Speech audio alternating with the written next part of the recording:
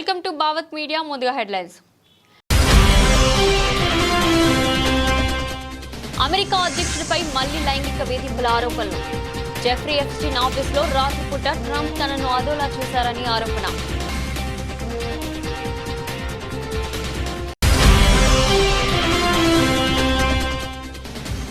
అనూహ్యంగా తన పదవికి రాజీనామా చేసిన జగదీప్ ధన్కర్. ఆరోగ్యానికి ప్రాధాన్యం ఇవ్వడం, వైద్యుల సలహాను పాటించడం కోసమేనంటూ రాజీనామా లేఖ.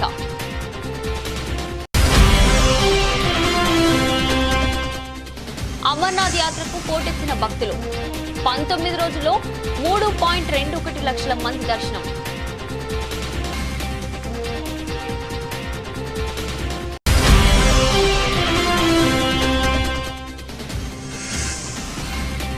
దొడ్డు బియ్యాన్ని పాలిష్ చేసి సన్న బియ్యం అని చెప్పిస్తున్నారు. మండిపడ్డ హరీష్ రావు.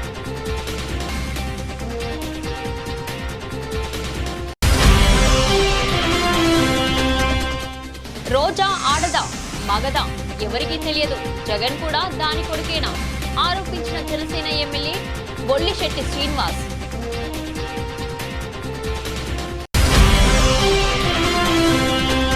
కేసీఆర్ కు మంచి పేరు వస్తుందన్న ఉక్రోషంతో రేవంత్ ప్రభుత్వం కేసీఆర్ కిట్లను ఇవ్వడం లేదు. బీఆర్ఎస్ వర్కింగ్ ప్రెసిడెంట్ కేటీఆర్ ఆరోపణ.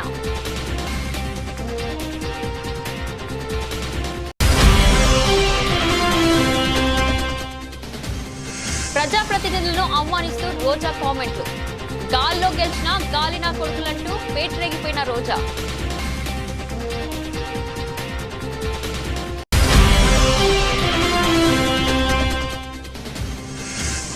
కలెక్టర్ల క్షేత్రస్థాయికి వెళ్లండి, వర్షాలపై ప్రజలను అప్రమత్తం చేయండి. రాష్ట్ర ముఖ్యమంత్రి రేవంత్ రెడ్డి.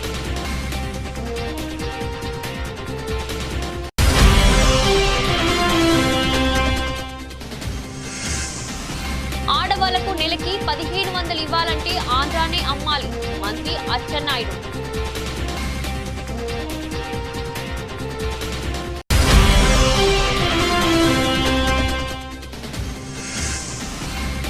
కళ్యాణ లక్ష్మి చెక్కులను, సీఎంఆర్ఎఫ్ చెక్కులను ఎమ్మెల్యే పంపిణీ చేసిన వేముల వీరేశం.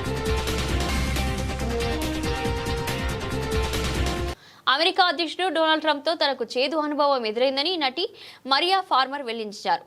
జెఫ్రీ ఎప్స్టీన్ ఆఫీసులో ఓ రోజు రాత్రి ట్రంప్ తనను అదోలా చూశారని ఆరోపించారు.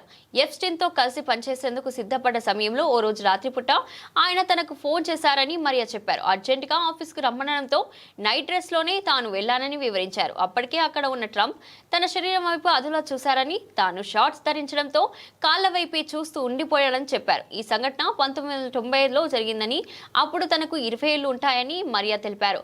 ఇంతలో అక్కడికి వచ్చిన ఎప్స్టీన్ తనను చూస్తూ నో ఆమె నీకోసం కాదు అని ట్రంప్కు చెప్పారన్నారు. జెఫ్రీ ఎప్స్టీన్ సెక్స్ కుంభకోణం ప్రపంచవ్యాప్తంగా ప్రకంపనలు రేపుతున్న విషయం తెలిసిందే. ఈ కుంభకోణానికి సంబంధించిన ఎప్స్టీన్ ఫైల్స్ విడుదల చేయాలని అమెరికా వ్యాప్తంగా డిమాండ్లు వినిపిస్తున్నాయి. ఈ వ్యవహారానికి సంబంధించి మరియా ఫార్మర్ 1996లోనే ఎప్స్టీన్ మ్యాక్స్వెల్ పై తీవ్ర ఆరోపణలు చేశారు. వారు సెక్స్ ట్రాపింగ్ చేస్తున్నారని మీడియాకు వెల్లడించారు. ఈ నేపథ్యంలో మరియా ఈసారి డొనాల్డ్ ట్రంప్ పై ఆరోపణలు చేశారు. మరియా ఆరోపణలపై వైట్ హౌస్ స్పందిస్తూ ఎప్స్టీన్ తో స్నేహాన్ని ట్రంప్ వదిలేసి చాలా కాలం అవుతుందని పేర్కొంది. ట్రంప్ ఏనాడు ఎప్స్టీన్ ఆఫీస్కు వెళ్లలేదని White House communication director Stephen వెల్లడించారు.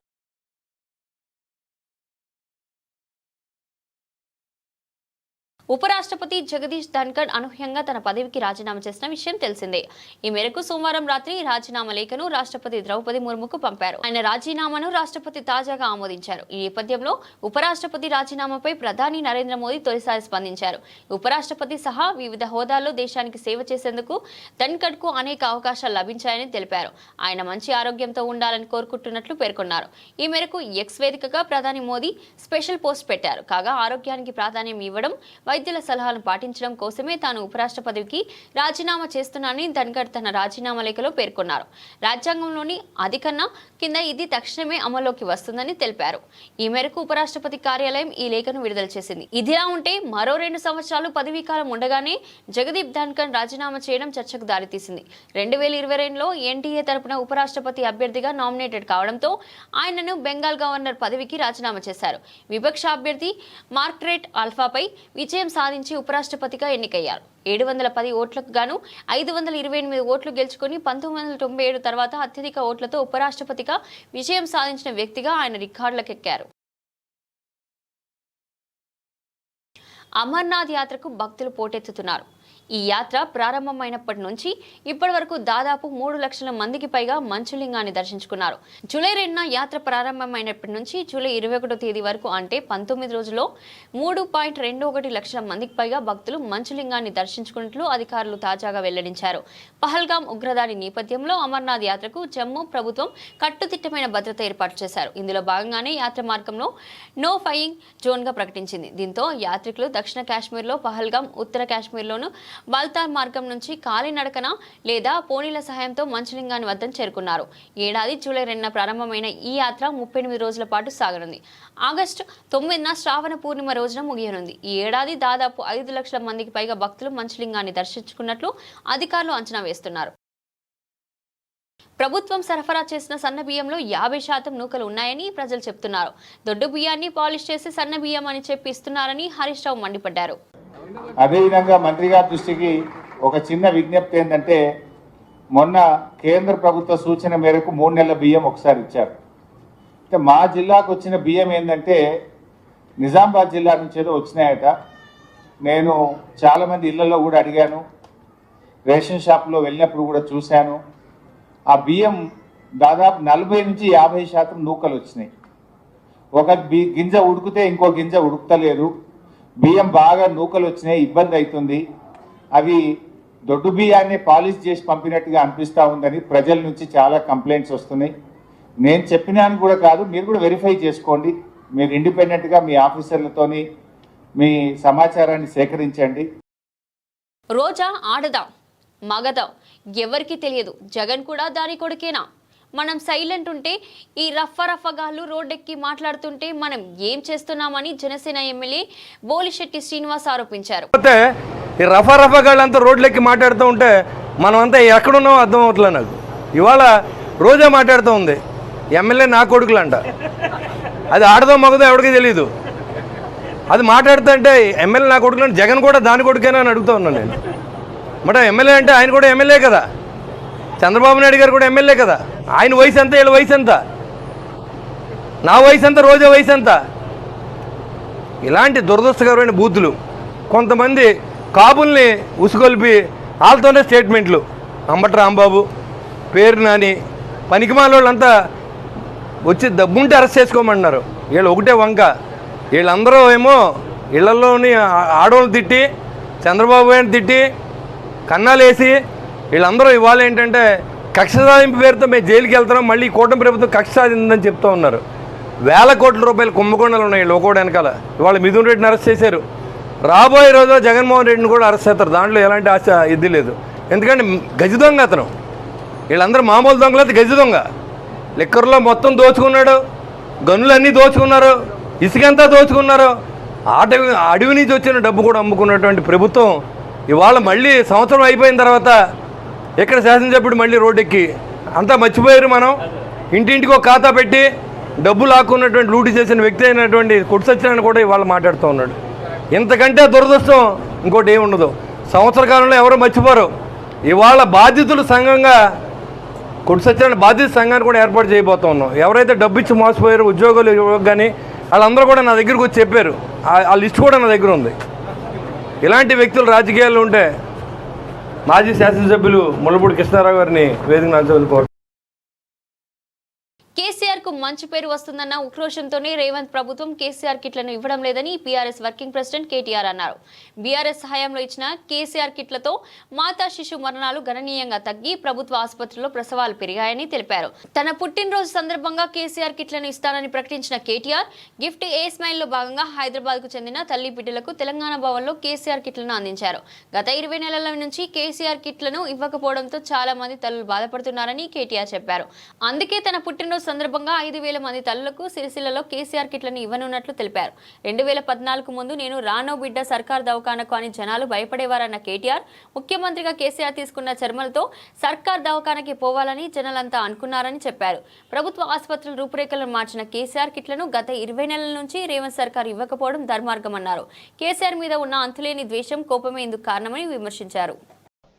కేసీఆర్ గారి మీద ఉండే కోపంతో ఈ ప్రభుత్వం వచ్చిన తర్వాత మరి కేసీఆర్ పేరున్నది అని చెప్పి ఒక మంచి కార్యక్రమం, తల్లుల మరణాలు తగ్గించిన కార్యక్రమం, పిల్లల మరణాలు తగ్గించిన కార్యక్రమం, పేదవారికి మేలు చేసిన కార్యక్రమం, ప్రభుత్వ ఆసుపత్రుల్లో ప్రసవాలు పెంచిన కార్యక్రమం, నేను రాను బిడ్డో సర్కార్ దవాఖానకు అనే కాడ నుంచి సర్కార్ దవాఖానకు పోయేటట్టు చేసిన కార్యక్రమం కేసీఆర్ కిట్టు.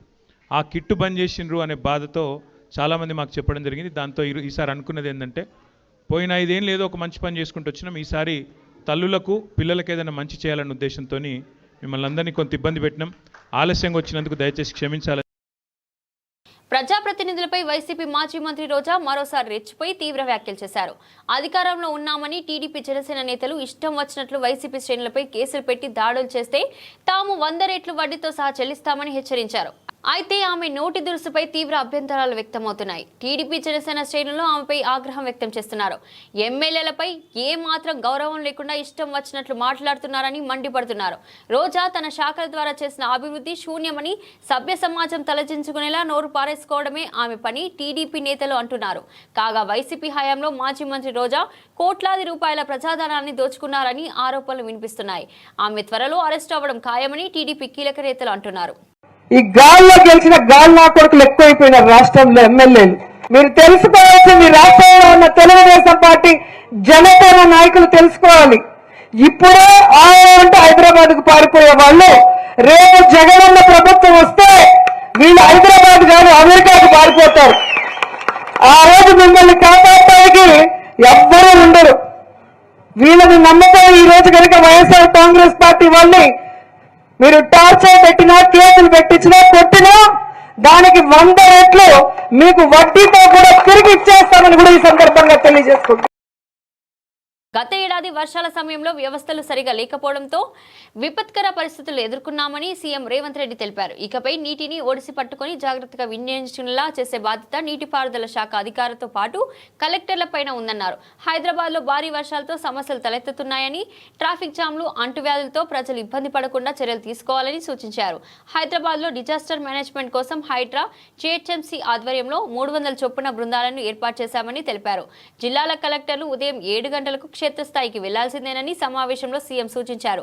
ఆసుపత్రులను విధిగా పర్యవేక్షించాలని, ఆకస్మిక తనిఖీ చేపట్టాలని ఆదేశించారు.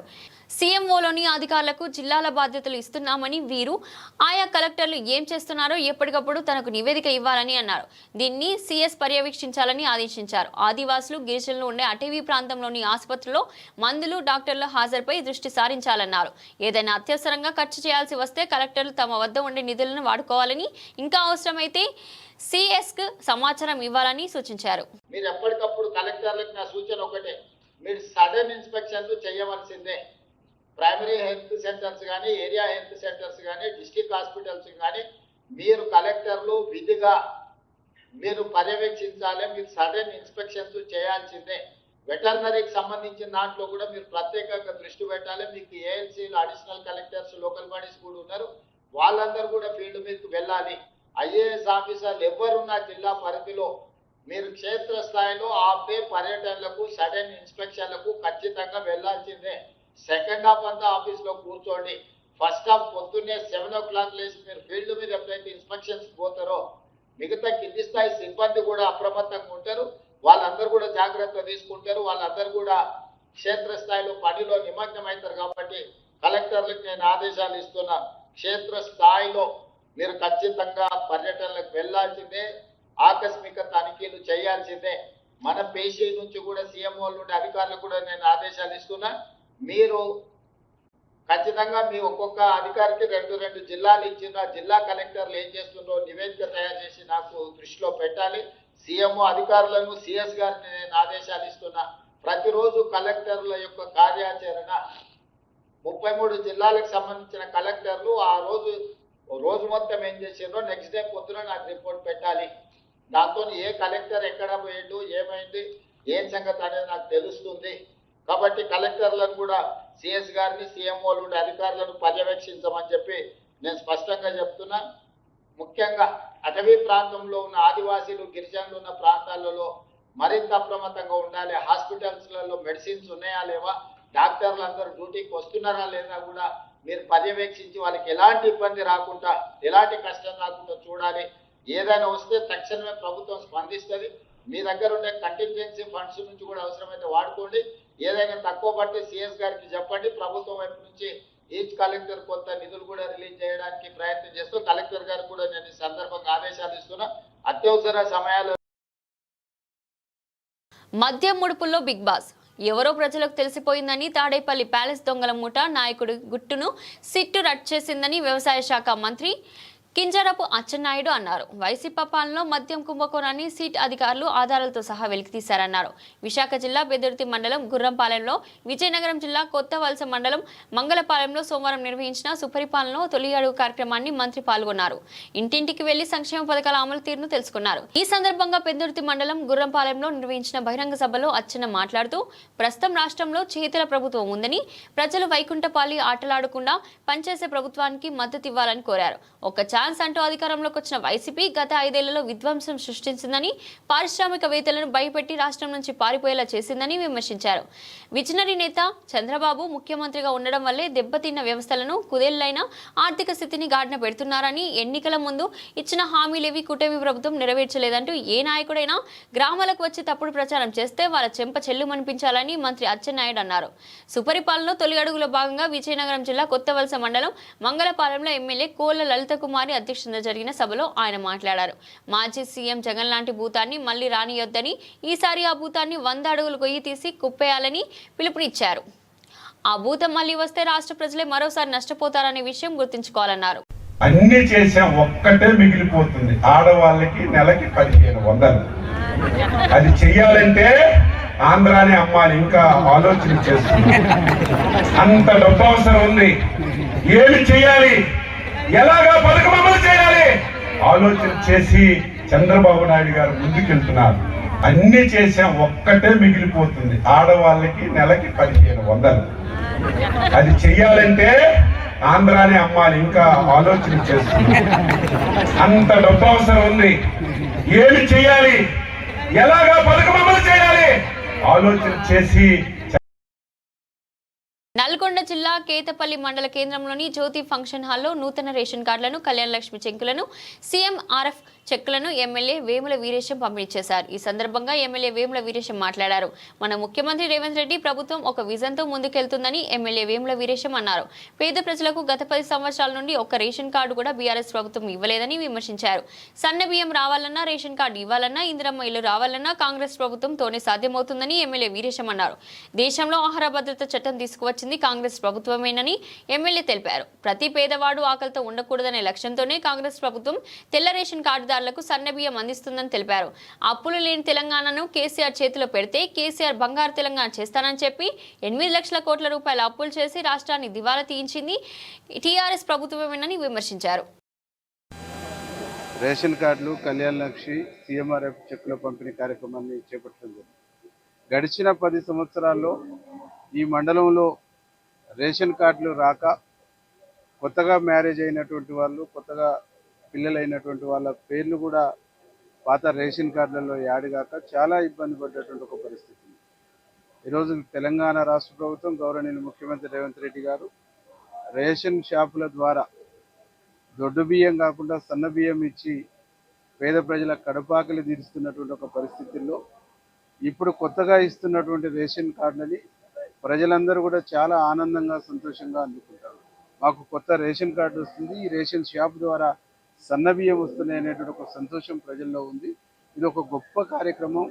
గడిచిన 10 సంవత్సరాల్లో ఆ ప్రభుత్వానికి రాని ఒక గొప్ప ఆలోచనతో పాటు దీంట్లో ఒక విప్లవాత్మకమైనటువంటి మార్పును సన్న బియ్యం ద్వారా ముఖ్యమంత్రి గారు, civil supply minister Uttam Kumar Reddy గారు తీసుకున్నటువంటి ఒక నిర్ణయాన్ని ప్రజలు గొప్పగా స్వాగతిస్తున్నారు. ఈ కార్యక్రమము నా భూతో నా భవిష్యత్ అనేటువంటి పద్ధతిలో ప్రభుత్వం ప్రవేశపెట్టిన తెలంగాణ నేతన్న అభయహస్త పథకంలో భాగంగా అమలు చేయుచున్న నేతన్న పొదుపు, నేతన్న భద్రత, నేతన్న భరోసా పథకాలపై చేనేత అవగాహన సదస్సులో చేనేత జాలి శాఖ ప్రిన్సిపల్ సెక్రటరీ శైలజ రామయ్యర్, యాదాద్రి భువనగిరి జిల్లా చౌటుప్పల్ హాజరయ్యారు.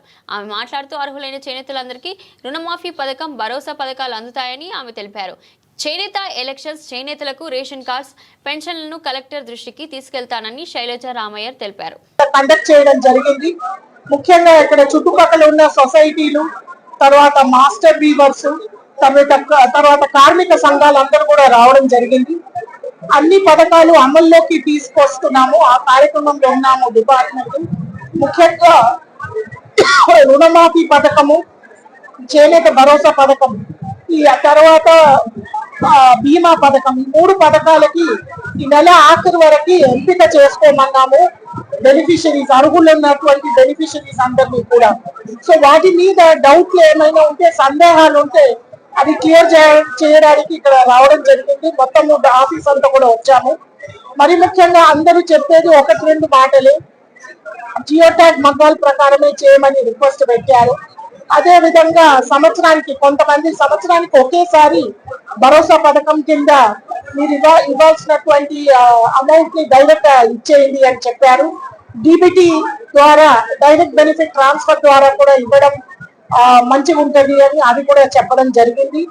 తర్వాత వీటితో పాటు లేబుల్ కూడా ఒకటి ఇస్తున్నాం. ఆ లేబుల్ కూడా అవసరమా అని అడగడం జరిగింది. ఇవన్నీ వివరాలు కూడా మేము విన్నాము. ఇందులో ముఖ్యంగా చేనేత భరోసా పథకం కింద 24,000 ప్రతి సంవత్సరానికి చేనేత కార్మికుడు, అనుబంధ కార్మికుడికి ఇవ్వడం జరుగుతుంది. చేనేత కార్మికుడికి 18,000, తర్వాత అనుబంధ కార్మికుడికి 6,000 ఒక సంవత్సరానికి ఇవ్వడం జరుగుతుంది. ఈ పథకం కింద జియో ట్యాగ్ అయినటువంటి మగ్గాల్లో ఉన్నటువంటి కార్మికులందరినీ కూడా ఎంపిక చేసుకుంటూ వాళ్ళకి ఒక లేబుల్, తెలంగాణ ఆథెంటిక్ వీవ్స్ అని ఆ లేబుల్ కూడా ఇస్తున్నాము. ఈ లేబుల్ ద్వారా బంగారం ధరలు కొనుగోలుదారులకు షాక్ ఇచ్చాయి. స్టాకిస్టుల నుంచి డిమాండ్ నేపథ్యంలో బంగారం ధర పెరిగింది. 24 క్యారెట్ల బంగారంపై 250 పెరిగి తులం ధర 99,020కి చేరింది. 22 క్యారెట్ల పసిడి ధర 250 పెరగడంతో 98,550కి చేరుకుంది. అదే సమయంలో వెండి ధర కిలోగ్రాముకు 500 పెరిగి 1,11,000కు పెరిగింది. ఆల్ ఇండియా సరఫరా అసోసియేషన్ ధృవీకరించింది. డిమాండ్ పెరగడంతో ధరలు పెరిగాయని బులియన్ వ్యాపారులు పేర్కొన్నారు. ప్రపంచవ్యాప్తంగా స్పాట్ బంగారం ఔన్స్ కి $15.16 పెరిగి $3,365.56 చేరుకుంది. విదేశీ మార్కెట్లోనూ స్పాట్ వెండి ఔన్స్కు 0.73% పెరిగి $38.47కు చేరుకుంది. America tariff policy, US dollar పతనానికి సంబంధించి అనిశ్చిత మధ్య సోమవారం బంగారం ధరలు పెరిగాయని హెచ్డిఎఫ్సి సెక్యూరిటీస్ సీనియర్ అనలిస్ట్ సమీప భవిష్యత్తులో వడ్డీ రేట్లు, బులియన్ ధరల దిశపై మరిన్ని సూచనల కోసం పెట్టుబడిదారులు America federal reserve chairman Jerome Powell ప్రసంగాన్ని నిశ్చితంగా పరిశీలిస్తారని LKP securities vice president research analyst Jatin Pradeep Trivedi తెలిపారు. బులెటిన్ ముగించే ముందు హెడ్లైన్స్ మరోసారి. అమెరికా అధ్యక్షుడిపై మళ్లీ లైంగిక వేధింపుల ఆరోపణలు. జెఫ్రీ ఎప్స్టీన్ ఆఫీసులో రాత్రిపూట ట్రంప్ తనను అదోలా చూశారని ఆరోపణ.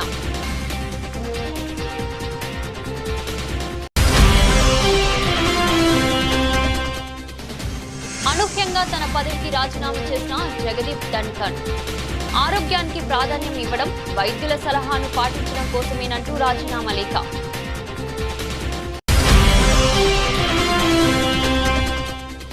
అమర్నాథ్ యాత్రకు పోటెత్తిన భక్తులు.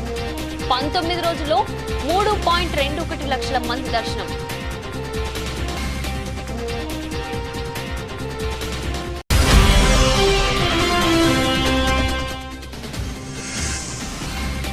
దొడ్డు బియ్యాన్ని పాలిష్ చేసి సన్న బియ్యం అని చెప్పి ఇస్తున్నారు. మండిపడ్డ హరీష్ రావు.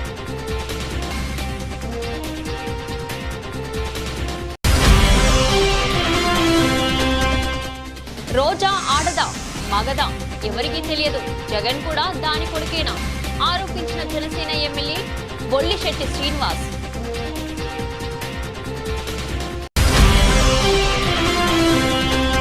కేసీఆర్ కు మంచి పేరు వస్తుందన్న ఉక్రోషంతో రేవంత్ ప్రభుత్వం కేసీఆర్ కిట్లను ఇవ్వడం లేదు.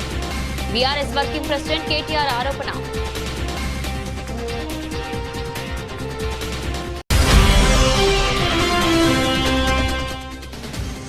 ప్రజాప్రతినిధుల ప్రతినిధులను అవమానిస్తూ రోజా కామెంట్లు.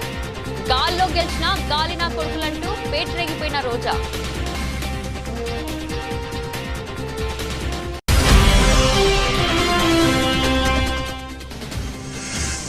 కలెక్టర్ల క్షేత్రస్థాయికి వెళ్ళండి, వర్షాలపై ప్రజలను అప్రమత్తం చేయండి. రాష్ట్ర ముఖ్యమంత్రి రేవంత్ రెడ్డి.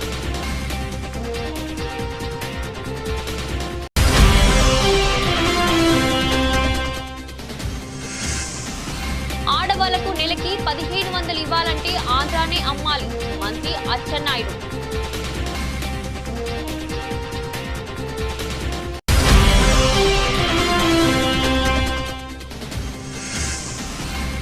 కళ్యాణ లక్ష్మి చెక్కులను, సీఎంఆర్ఎఫ్ చెక్కులను ఎమ్మెల్యే పంపిణీ చేసిన వేముల వీరేశం. ఇది రోజు బులెటిన్. మరో బులెటిన్లో మళ్ళీ కలుద్దాం. అంతవరకు సెలవు.